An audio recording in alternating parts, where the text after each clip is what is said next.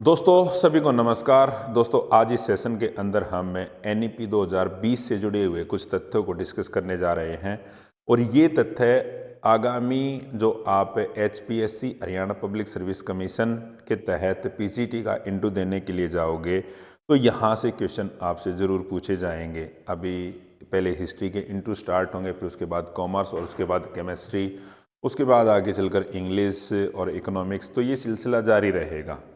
तो दोस्तों आप इंटरव्यू देने के लिए जा रहे हो तो आपने एनईपी के ये सेशन ज़रूर दे के जाने हैं, क्योंकि अभी 12 तारीख से ही हमारे हरियाणा में एनईपी को लेकर कार्यक्रम शुरू हो जाएंगे। स्वामी विवेकानंद जी का जन्मदिन है, उसी से इसकी शुरुआत हो जाएगी और एनईपी को लागू करने में हरियाणा अग्रणी राज्य बनने वाला है।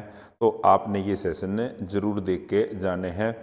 इसी सेशन से पहले भी क्वेश्चन पूछे गए हैं और आगे भी आपसे क्वेश्चन पूछे जाएंगे। तो आप नए हो तो हमारे चैनल को लाइक कीजिए, सब्सक्राइब कीजिए। दोस्तों हमारे जो भी सेशन हैं वो बड़े आपके लिए हेल्पफुल रहेंगे। आप अच्छे नंबर लेके आओगे। पहले भी जो साथी हमसे जुड़े हुए थे अच्छे नंबर लेके आए हैं। हमारे जो क्लासेस थी उन्होंने देखा, उनसे उनको काफ़ी हेल्प मिली। तो शुरू करते हैं दोस्तों आज के इस सेशन को। तो दोस्तों एचपीएससी पीजीटी इंटरव्यू की तैयारी, नई शिक्षा नीति में जीईआर क्या है। तो कुछ ऐसी टर्म हैं दोस्तों जिनके बारे में हमें ना मालूम हो तो मालूम करके जाना पड़ेगा। देखो, राष्ट्रीय शिक्षा नीति 2020 दोस्तों एक ऐसी शिक्षा नीति है जो भारतीय शिक्षा पद्धति में एक बदलाव लेके आएगी, समावेशी शिक्षा को आगे बढ़ाएगी, शिक्षा का सार्वभौमिकरण करेगी और 21वीं सदी के अंदर हम जिन चीज़ों की डिमांड है आज के समय, उस तरह की शिक्षा बच्चों को दी जाएगी। जो पहले शिक्षा एजुकेशन की हमारी जो पॉलिसी थी, नेशनल एजुकेशन पॉलिसी 1986 की थी, उसमें कुछ बदलाव किए गए हैं। उसका स्ट्रक्चर था, उसमें भी बदलाव किए गए हैं। तो दोस्तों आज एनईपी का मेन टारगेट यही रहेगा कि समावेशी, न्याय संगत और समग्र बनाकर बदलना है। नीति रचनात्मक, आलोचनात्मक सोच, क्रिटिकल जो थिंकिंग है, प्रॉब्लम सॉल्विंग अप्रोच है और 21वीं सदी के जो कौशल हैं जिनकी बच्चों को ज़रूरत है तो वो बच्चों के अंदर विकसित की जाए, उन्हीं को ध्यान में रखते हुए इसको बनाया गया है।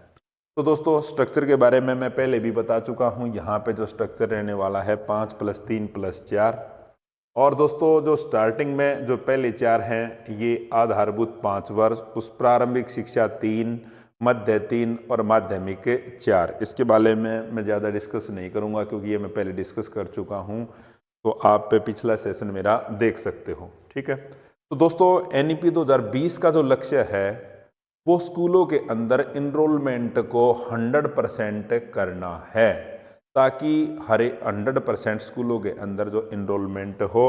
और इसके लिए जो टारगेट रखा गया है वो 2030 रखा गया है, यानी 2030 तक स्कूली शिक्षा में 100% जीईआर हासिल करना है।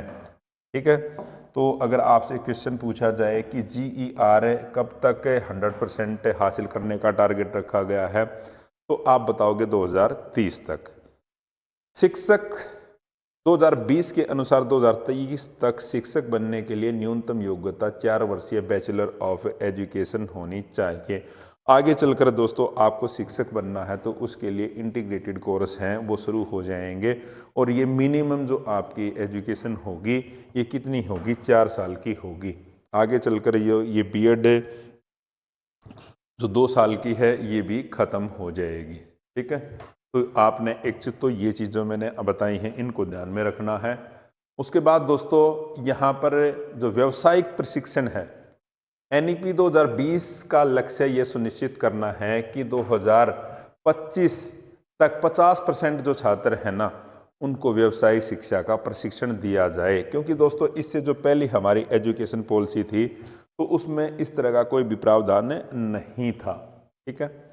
मार्गदर्शक सतम एनईपी 2020 5 मार्गदर्शक सतहों पर आधारित है। एक तो समानता, गुणवत्ता, सामर्थ्य और जवाबदेही। तो आप इस पॉइंट को भी ध्यान में रखकर जाना है आपने। इसके 5 स्तंभ है, ठीक है।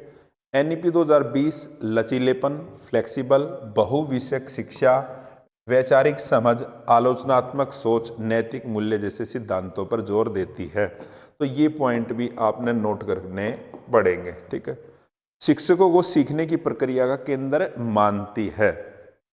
उसके बाद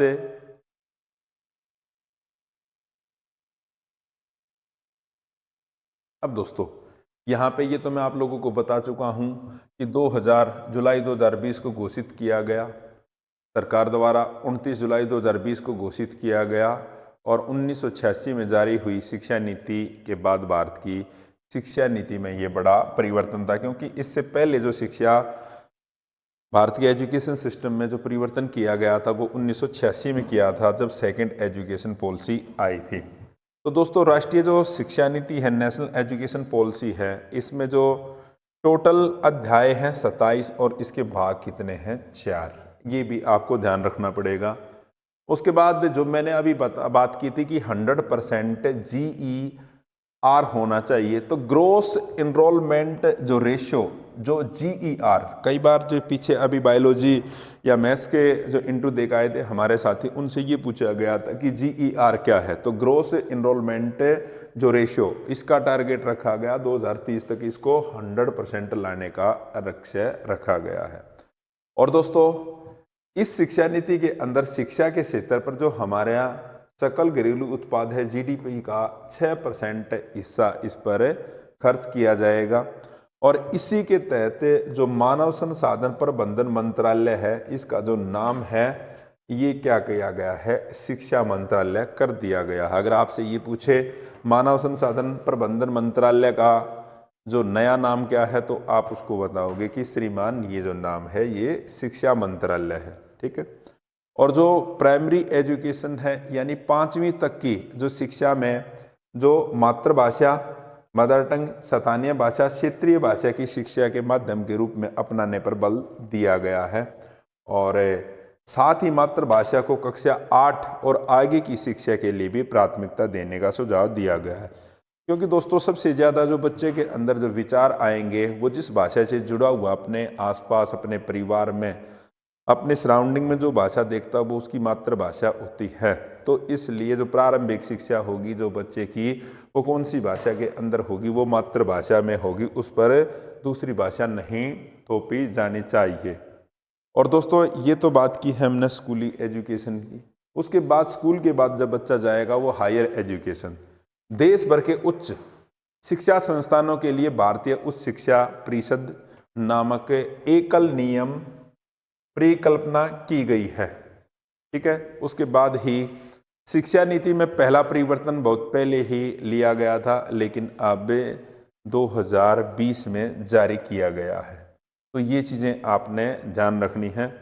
तो दोस्तों इस तरह की जो चीज़ें हैं हम आप लोगों के लिए लेके आएंगे। तो इसमें से 3 या 4 चीज़ें ही निकल कर, मेन कंसेप्ट जो मैंने आपको पहले भी बताए थे वो निकल कर आए हैं, तो उनको आपने अच्छी तरह से देख के जाना है। और इससे आगे की आपको क्लास चाहिए तो आप हमारा गूगल प्ले स्टोर से हमारी ऐप एडू चाणक्य डाउनलोड कीजिए। आपको इससे आगे भी बहुत सारे कंसेप्ट हैं वो आपको वहाँ पर समझ में आ जाएंगे। तो गूगल प्ले स्टोर पर जाइए, हमारी ऐप एडू चाणक्य डाउनलोड कीजिए।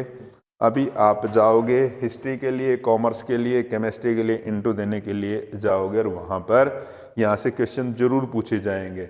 इसके बाद हम आगे जो पढ़ेंगे इसकी पृष्ठभूमि पढ़ेंगे, इसके बारे में और कुछ, ये 1986 की शिक्षा नीति से किस तरह से अलग है, तो ये सारी चीज़ें हम इसके बारे में पढ़ेंगे, ठीक है। और ये कौन से घोषणा पत्र के अंदर जो बीजेपी ने ये कहा था कि हम नई नेशनल एजुकेशन पॉलिसी लेके आएंगे, 2014 का भारतीय जनता पार्टी का घोषणा पत्र था, उसमें ये बात उन्होंने फिक्स कर दी थी कि यदि हमारी सरकार आई तो हम देश के लिए एक नेशनल एजुकेशन पॉलिसी लेके आएंगे जिसमें शिक्षा वर्तमान की ज़रूरत के हिसाब से शिक्षा दी जाएगी और विश्व के अंदर हमारी एक अलग पहचान बनेगी। तो दोस्तों ये इस तरह के जो सेशन हैं हम आप लोगों के लिए लेके आते रहेंगे। आप हमसे जुड़िए। आप लोगों का प्यार हमारे को आगे बढ़ने के लिए प्रेरित करेगा, तो हम ज़्यादा से ज़्यादा आप लोगों के लिए सेशन लेके आते रहेंगे। तो हम आप हमारी क्लासेज को शेयर कीजिए, लाइक कीजिए। जय हिंद, जय भारत, जय हरियाणा।